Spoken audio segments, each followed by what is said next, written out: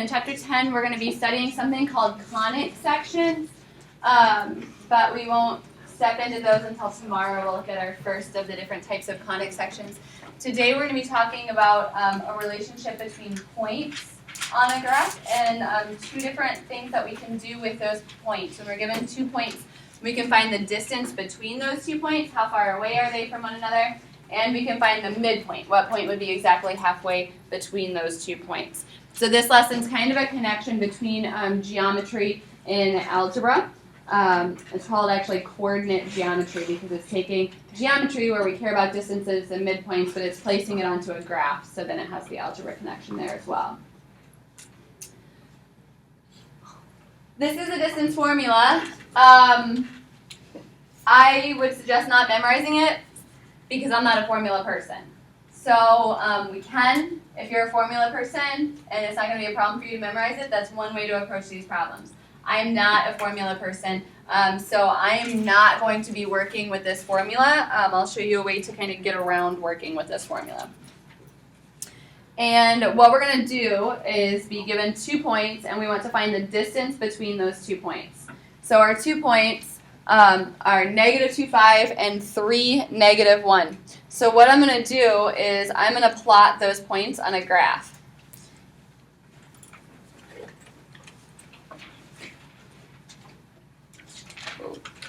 So the first point, again, was at -2,5. That's up there. And the second point was at 3, -1.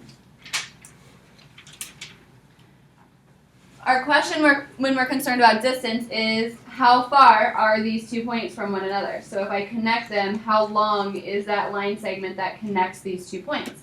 One way to do that is with that distance formula and plugging the x's and the y's into that formula. I think of this problem visually. Again, this is a connection between geometry and algebra. So what I do in this is I create a triangle out of these 2 points. When we do that, because I went over such a distance that I could go straight up in the air, that means that this corner down here is a right angle. Then we can figure out how big each side of this right triangle is. So the vertical side, I can count out the distance between those 2 points. 1, 2, 3, 4, 5, 6 squares of distance there. Horizontally, I can count out the distance. 1, 2, 3, 4, 5 squares of distance there. So then I can find the third side of this triangle using the Pythagorean theorem. So in geometry, we learn our Pythagorean theorem is a squared plus b squared equals c squared. We also use this when we did trig this year. So we would do 6 squared plus 5 squared equals c squared. So that's 36 plus 25, which gives 61. And we would take a square root. Now, as your answers, we should give our answers as simplified square roots when possible. Not decimals, but simplified square roots. So what we want to do is say, are there any perfect squares that divide into 61? And they're not. In fact, I think actually 61 is prime. So nothing divides into here, but if the root can be reduced, it should be reduced the way that we worked with them earlier this year, by looking for a perfect square to divide into it. Now, if you're a formula person and you want to do that distance formula, what that distance formula is doing is the Pythagorean theorem, really. If I would think about getting rid of that square root, I could square both sides of this. And then inside of there, we have the distance between the x's squared, which would be this horizontal distance, the distance between the 2 x's, that's why we're subtracting, plus the distance between the y values squared. How far are the y's apart? And we square that. So what we have then here underneath the square root is like a squared plus b squared, and then equals d squared, or c squared, the distance squared. So that formula really is just the Pythagorean theorem, but it's kind of confusing because of all the x's and the y's and the sub 1s and sub 2s and all of this. So instead of using that formula and applying the formula, I just draw the picture and just use the plain Pythagorean theorem and count out how many squares over it is and how many squares up it is. Questions?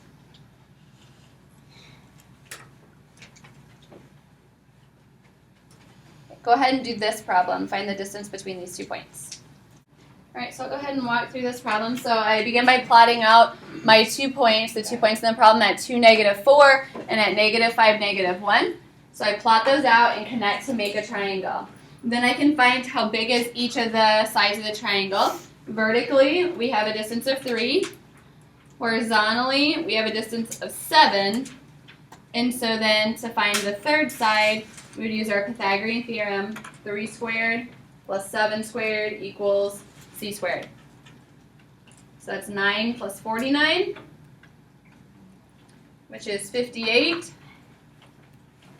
And take a square root. We'd want to simplify that down if possible, so we'd want to check what divides into there. 2 divides into there. 2 times 29. 29 is prime, so it doesn't break down anymore to find any perfect squares.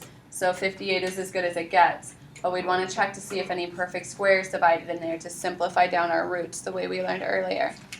If you're a formula person and you wanted to run the formula on this,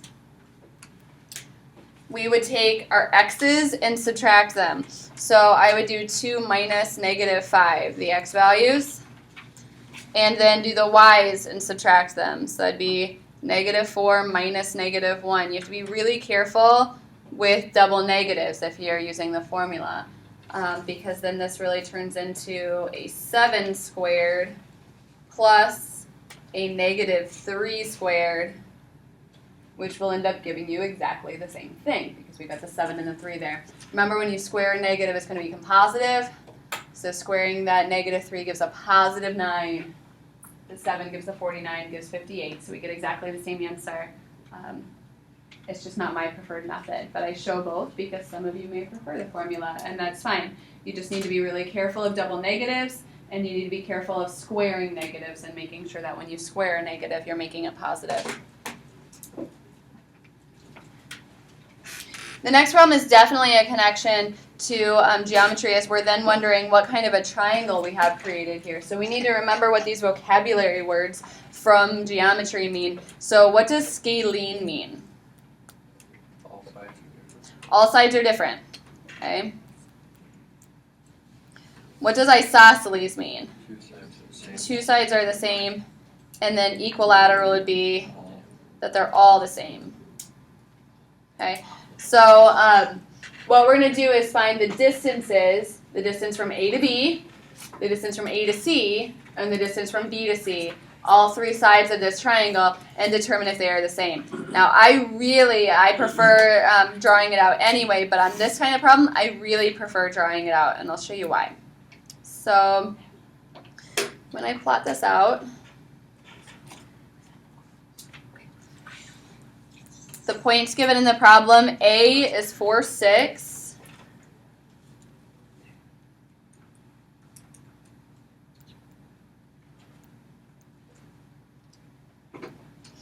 And B is 6, 1. And C is 1, 3.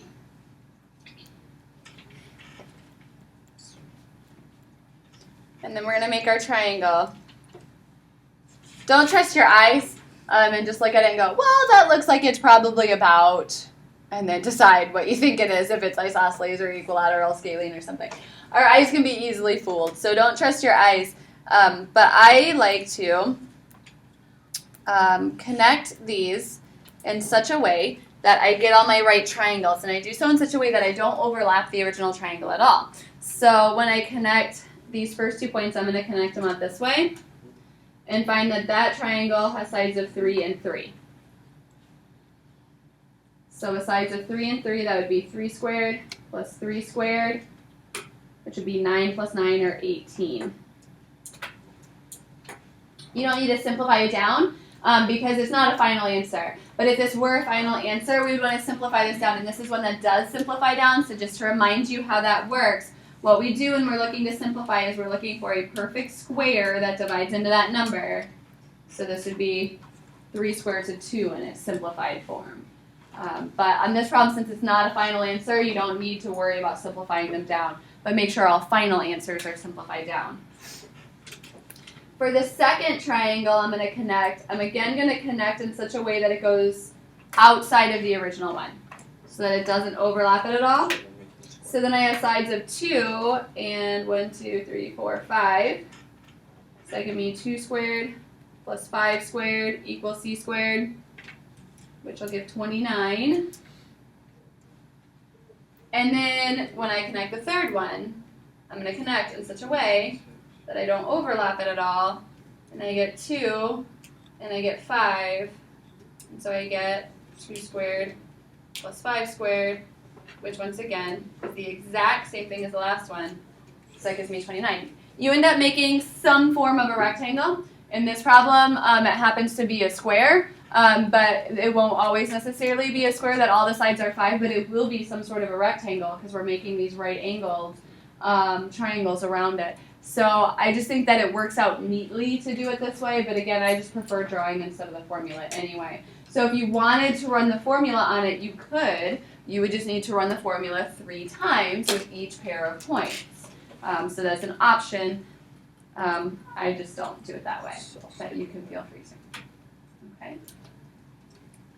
Go ahead and try the next one, which is already drawn out for you. So if you wanted to do the formula on this one, you would then need to find the coordinates of these points to plug into the formula. But if you're just going to draw your triangles, you don't need to find the coordinates. You can just count how big the sides of the little mini triangles that are going to surround it will be.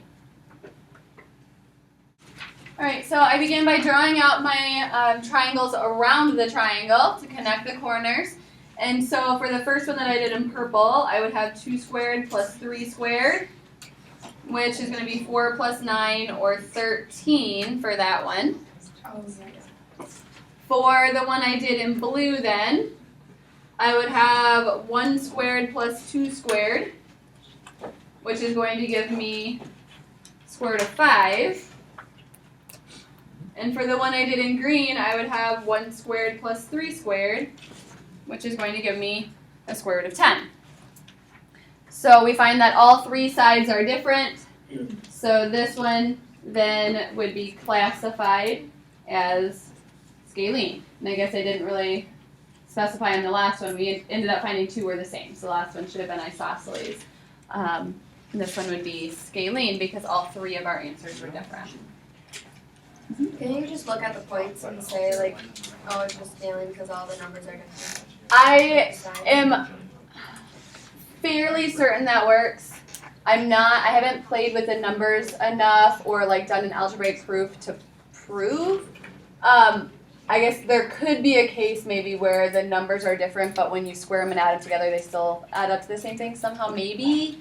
But I think probably if the numbers are all different, they're all going to be different.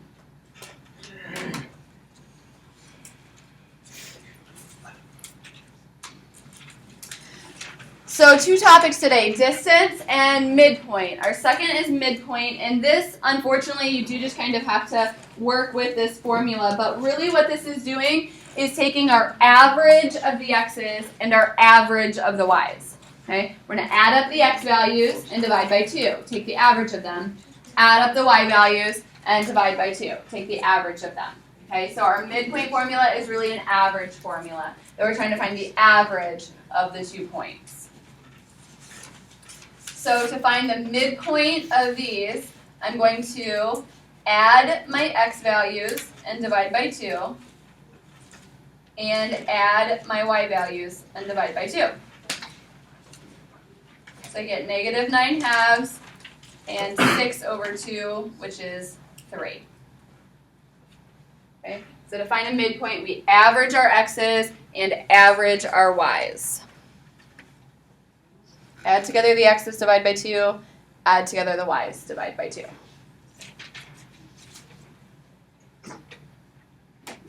So for this one, I'm going to add together my x's and divide by 2. Add together my y's and divide by 2. So for x, I get 8 over 2, or 4. For y, I get negative 11 over 2.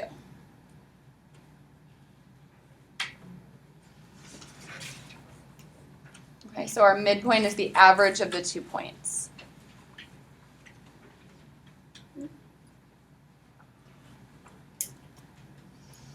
Okay, our last type of problem is going to be a multi-step problem here. I'm going to draw a picture for you about what we're going for on this. The picture won't in any way help us solve the problem, but just so that we have a visual understanding of what it is we're trying to actually do here.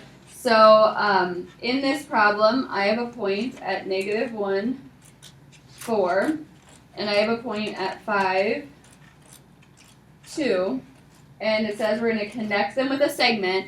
And then what we want to do is find the equation for the line that is the perpendicular bisector.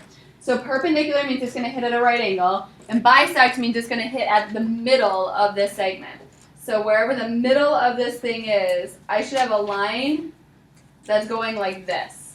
And what we want to do is come up with the equation for that line, like a y equals mx plus b equation for that line. So we are going to have several steps to this problem, but we'll kind of outline them as we go along.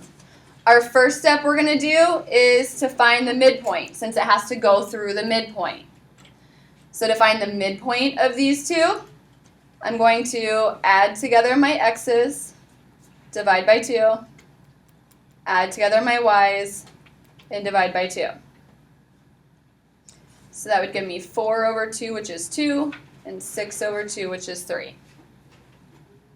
So that's our first step, is to find the midpoint. To write an equation of a line like a y equals mx plus b, we need two things. We need a point, which will represent our x and y in the equation, and we need m. What did m mean? Slope.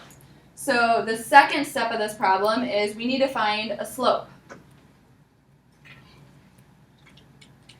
Slope, we learned back at the beginning of the year, is a change in a y over a change in an x. So if we plot them out, we could count that out, change in y over change in x. Or you don't have to plot it out. Change in y means subtract your y values, and change in x means subtract your x values. So for my points, then I'm going to do y minus y over x minus x. It doesn't matter which order you do the subtraction, but you have to do it the same way for both of them. So I did like point A minus point B for both top and bottom. So that gives me 2 over -6, or -1/3.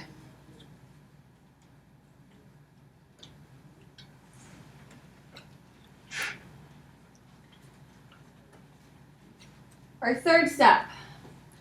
That -1/3 is the slope of the black line segment in the picture.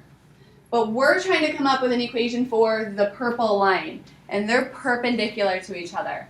A long time ago, back in chapter 2, we talked about what would be true about perpendicular lines with their slopes. So this is like first quarter of the year, like September, we learned this. Does anybody remember what's true about perpendicular slopes? Are they inverse? Or not? What do you mean by inverse? Like swap. They're swapped, and we say reciprocal for that. And one other characteristic. The negative is switched. So as we can see in those lines, one of the black line is decreasing, means it has a negative slope. The purple line is increasing, means it should have a positive slope. So reciprocal slope, reciprocal and opposite for our perpendicular slope. So that symbol means perpendicular. So our perpendicular slope for this problem is then going to be a +3. Reciprocal, flip it over, and opposite. So if it's negative, make it positive. If it's positive, make it negative. Our final step of the problem now is going to be to use y equals mx plus b to find our equation. The midpoint we found is going to be our x and our y. And that perpendicular slope that we just found is going to be our m. And we're going to plug those into y equals mx plus b. So y is 3, m is also 3, x is 2 plus b. We need to find our b value. So 3 is 6 plus b, and subtract the 6. So we find a b value of -3. And our final answer should be a y equals mx plus b with that perpendicular m plugged in, so that was 3, and b Please plugged excuse in. this interruption, but could every student council and exec board member please come down to the high school office, except for senior exec board members, everybody else? Thank you. So we use the perpendicular m, the one that we found in green as our m. We use the b that we just solved for, and write our final equation, y equals mx plus b. There's one more example of this, and we're going to do that example together again. I'm not going to write out the 4 steps at the top, but we'll process through those steps as we go through it again. So our first step is to find the midpoint between the 2 points. So to find a midpoint, we average the x's, add them up and divide by 2, and average the y's, add them up and divide by 2. So our midpoint here is going to be -1/2, 5/2.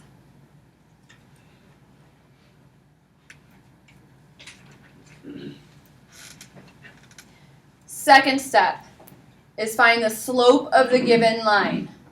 Slope is change in y over change in x. So I'm going to do y of the first point minus y of the second point over x of the first point minus x of the second point. So that's going to give me -3 over -3, which is 1.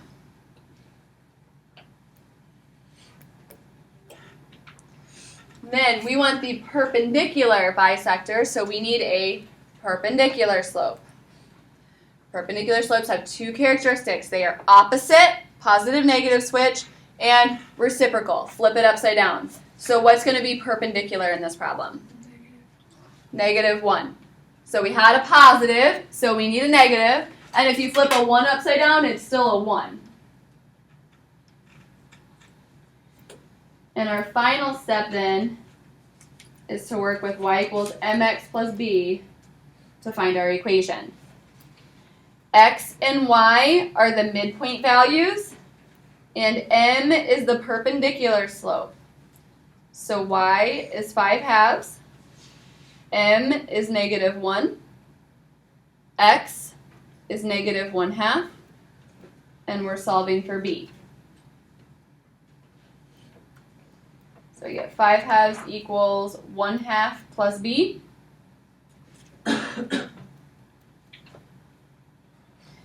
If I subtract 1/2 from both sides, 5/2 minus 1/2 is 4/2 or 2.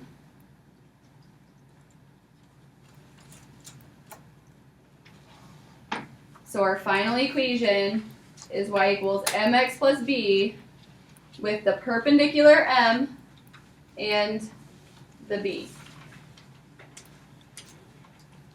So what's the purple? The purple writing is to find the midpoint. So that's finding the average of the 2 points. And we use that as our x and y when we write our equation to find our b value. M stands for slope. M is the y equals mx plus b, m for slope. Can you keep that down? I can do that.